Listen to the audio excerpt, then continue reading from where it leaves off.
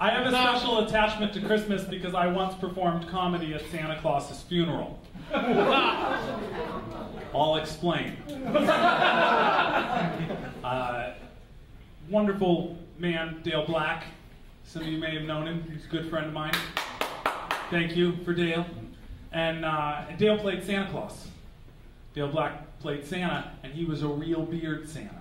And I don't know if you know that that's a thing, but among Santa Clauses, a real beard Santa really looks down on a fake beard Santa. Like, if you're a fake beard Santa, don't step foot in a real beard Santa bar, okay?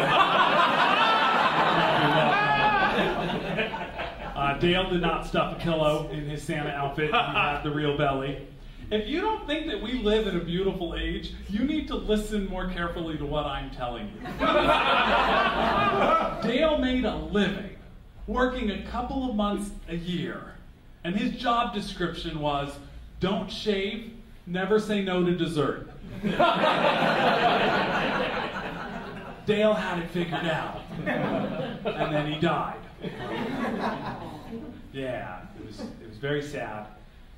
Dale's widow went about putting together the services, and the thing is, Dale is one of these guys that said, when I die, I don't want it to be a sad affair. I don't want some sad, weepy affair. I want it to be a party. I want my friends to all come together and celebrate my life. Dale wanted the Fun-eral.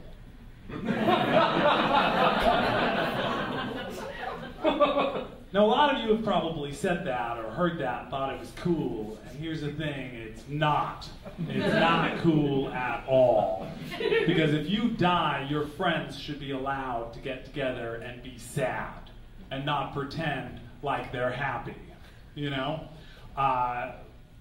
And if you do go ahead and do the Fun-eral anyway, can you leave it in your will or whatever that they not play the Beatles in my life? Because if you want me not to cry, you don't play In My Life, because that's a crying song. All right? I could be having sex while eating a snow cone. But that's my happy place. If that song comes on, I'm bawling. Both spellings.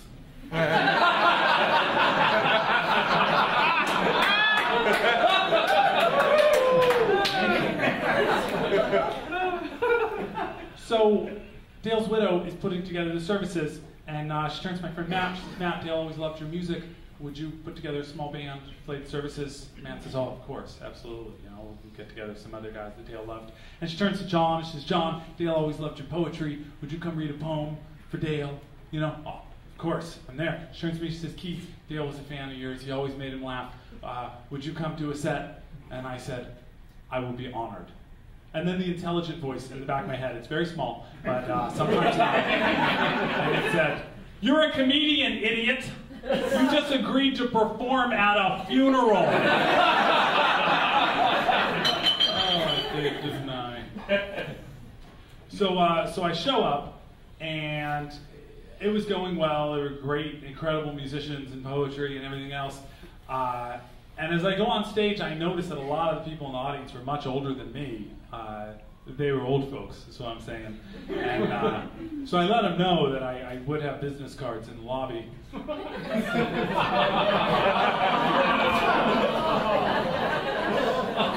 gotta stay ahead of the business. You gotta stay ahead of the business.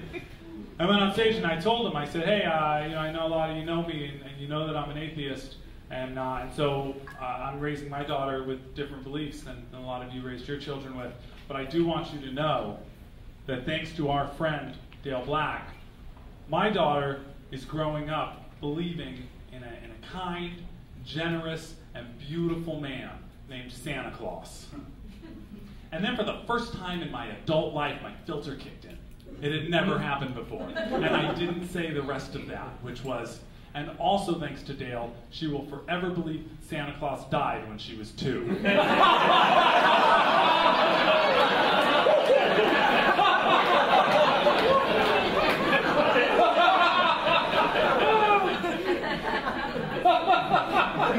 Which is going to save my wife and I a lot of money.